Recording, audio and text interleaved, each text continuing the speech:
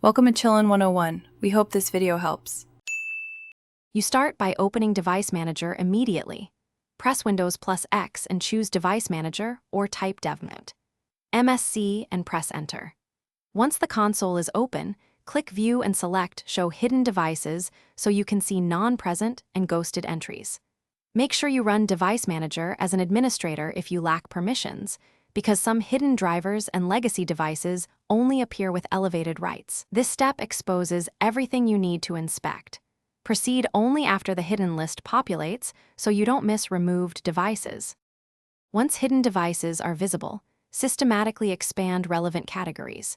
Right-click arrows or double-click each category to reveal faded icons that represent non-present or orphaned devices.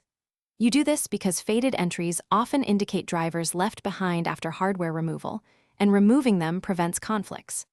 Next, select a device, open Properties, then Details and choose Hardware IDs to record exact identifiers. This helps confirm what you're removing. Make sure to inspect USB, network adapters, and sound sections first. You finish by uninstalling unwanted hidden devices. Right-click the faded entry and choose Uninstall Device, and check Remove Driver if you intend to eliminate the driver package.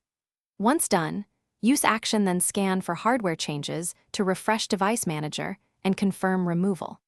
If the device reappears or causes issues, reboot and reinstall the correct driver, or run pnputl commands to delete stubborn driver packages. Quick troubleshooting tip: if a device keeps returning, disable automatic driver installation in System Properties before removing and then reinstall manually.